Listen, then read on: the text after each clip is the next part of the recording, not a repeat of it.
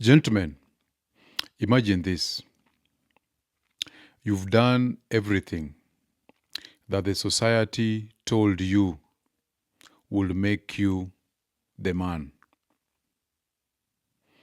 You've achieved greatness, 4 NBA championships, global fame, generational wealth, and the admiration of millions worldwide. You married your childhood sweetheart, the beautiful, supportive woman who stood beside you when the lights were dim and the dreams were just that, dreams. But what if, after all that, she looks across the table one day and she says, I wish I had lived my own life first. This is not a thought experiment. It's the unfiltered reality of Ayesha Curry, the wife of basketball icon Steph Curry. And her recent public confessions are shaking the modern era during the idea of marriage. They're shaking the idea of marriage to its core. What looks like the dream on Instagram might actually be the nightmare of quiet resentment. And every high achieving man needs to pay attention. So let's rewind to July 30th, 2011. That is when Steph Curry married Ayesha Alexandra in Charlotte, North Carolina. It is a story straight out of a romantic playbook. He is 23. He is a humble, soft-spoken, rising NBA star. And she is 22, a former child actor and a church girl who once dreamed of conquering Hollywood. At least that's what she said in the People magazine of 2011. So this couple met as teens at a church youth group in 2003. She moved to Los Angeles to pursue acting, appearing in minor TV roles like Hannah Montana before reconnecting with Steph years later. 3 months after their wedding, their first child, Riley, was born. What followed was a picture-perfect family brand. Cookbooks like The Seasoned Life 2016, her own cooking show on the Food Network, and a multi-million-dollar lifestyle empire. To the outside world, they were the blueprint. Faith, family, fame, and fortune in harmony. But beneath the golden glow, something else was brewing. Now, fast forward to 2025. On Alex Cooper's Call Her Daddy podcast, one of the most viral shows in the anti-trad wife wave currently sweeping social media, women are rejecting homemaking narratives and reclaiming ambition And Ayesha joins that chorus. So for those who don't know, what trad wife means, traditional conservative wife. Most of the time they're called trad cons. So these are wives who are bred and raised in church and they embrace traditional values of being a wife. That is being submissive, being a homemaker, raising children and supporting your husband. So there's a wave right now being stoked by feminists and mainstream media in the US. And they are rejecting homemaking narratives and reclaiming ambition. This is a bandwagon that Ayesha had joined. So in that explosive episode, Ayesha admits that I didn't want kids. I didn't want to get married. I thought I was going to be a career girl, and that's it. So that was in August 2025. Let's have a look at the clip. Kids, did you always knew you wanted a big family? No. So I didn't want kids. I didn't want to get married. I thought I was going to be career girl and that's it. So she describes how pregnancy came right after the wedding and how she felt she never got a chance to live her own life first, which is a confession that went viral, amassing millions of views in days.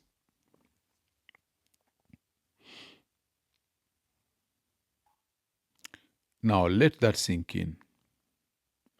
The wife of one of the most admired men in the world publicly admits she didn't want the life that she chose.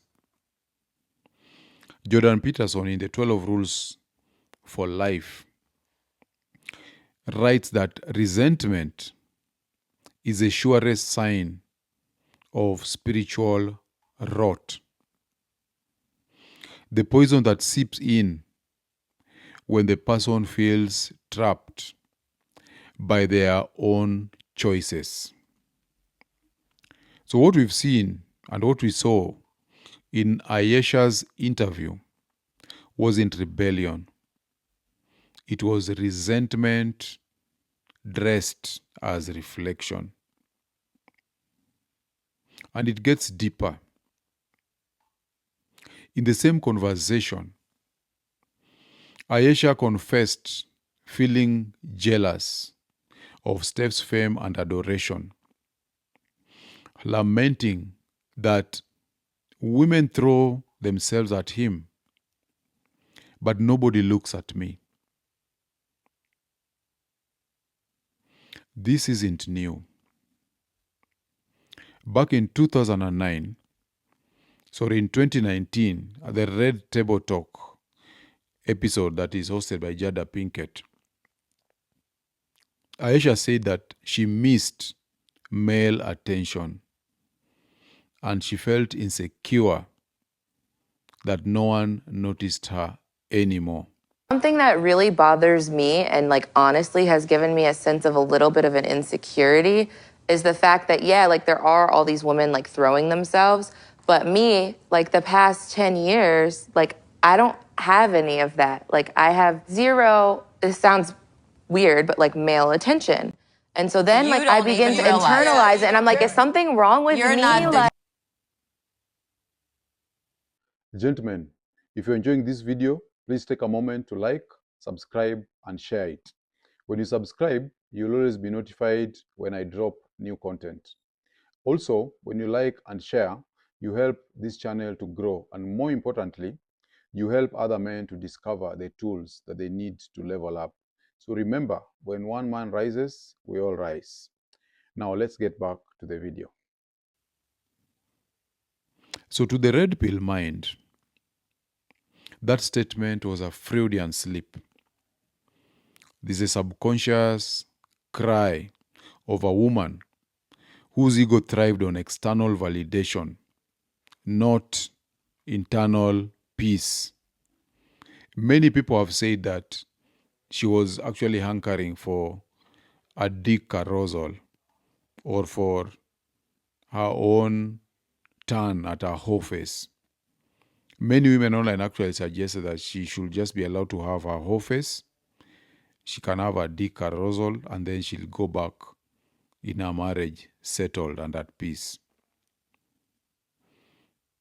Rollo says that when a woman's self-worth depends on external attention, the stability of a relationship is always negotiable. And that's what we see here. We see a woman no longer basking in her husband's light, but competing with it. In one resurfaced clip from the reel, Ayesha playfully slides off her wedding ring as a shirtless waiter walks by. Let's take a look. I think it's time for a drink. What do you say? Absolutely. Yes, we get to drink. Marcel? Marcel?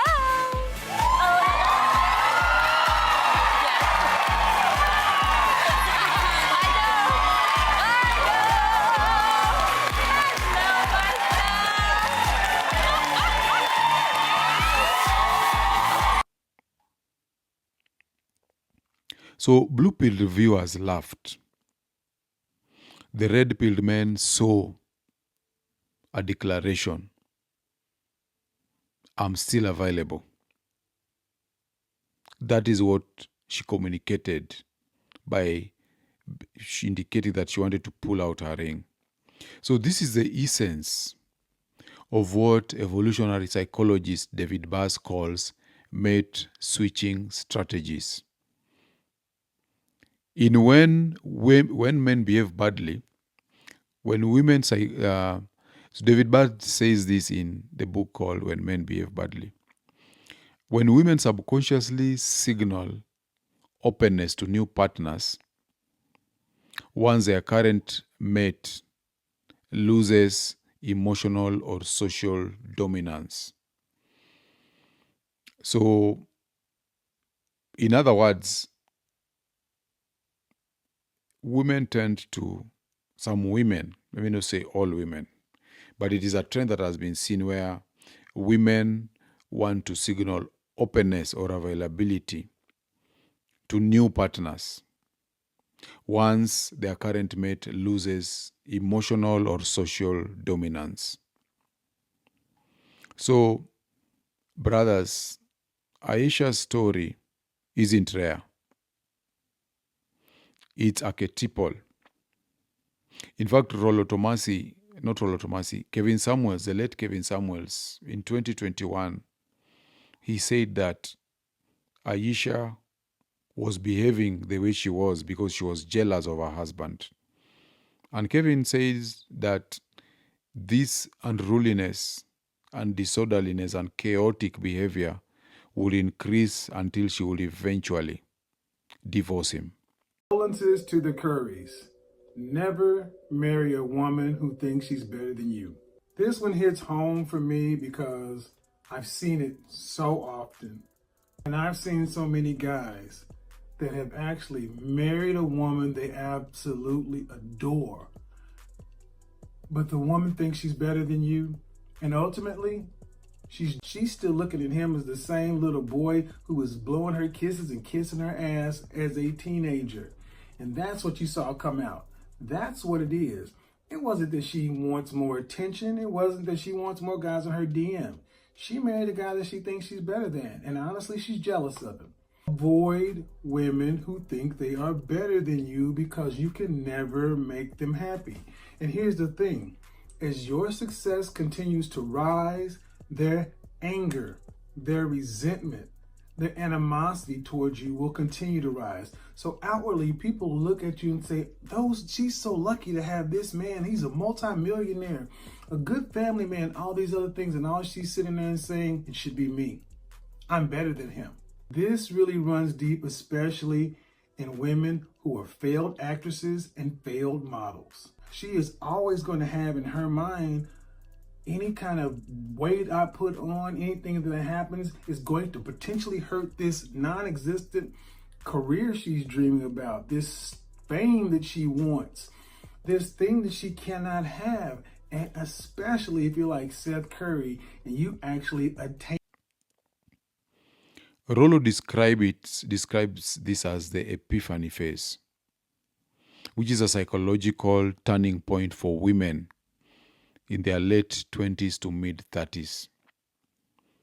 Obviously, Ayesha is much older than that. So for her, I think the pressure is coming from feeling that her sexual agency is decaying and she may have not got the alpha that she desires.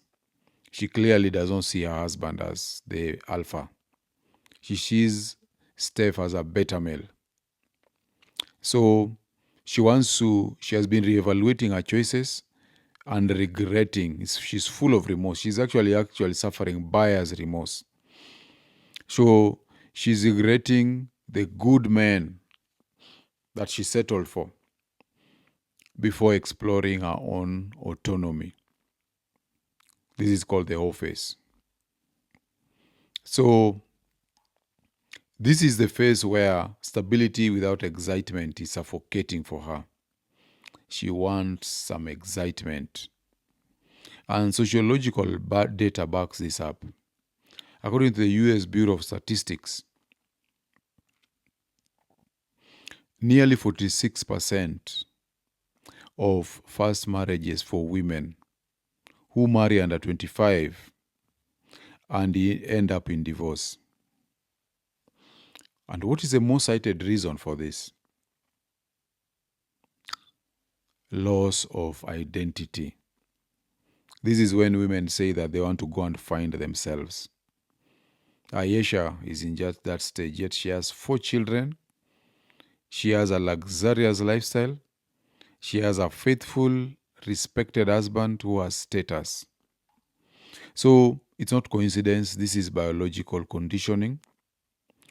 In a culture that glorifies personal fulfillment over commitment, the modern wife is torn between being celebrated for nurturing a family or being condemned for losing herself within it. So Steph Curry didn't lose a wife. He lost a woman who never fully wanted the life that he gave her. In The Boy Crisis, Dr. Warren Farrell notes that modern men are trained to serve, to define their worth through the happiness of others. But in today's world, in today's post-feminist reality, where hypergamy thrives and validation is currency, the same devotion can become your downfall. As I mentioned earlier, Kevin Samuels, the late image consultant, whose voice still echoes through male spaces online, he warned about this dynamic years ago. In one of his viral breakdowns of the Curry's marriage, he said bluntly, "She is not proud of being Miss Curry. She's jealous of it.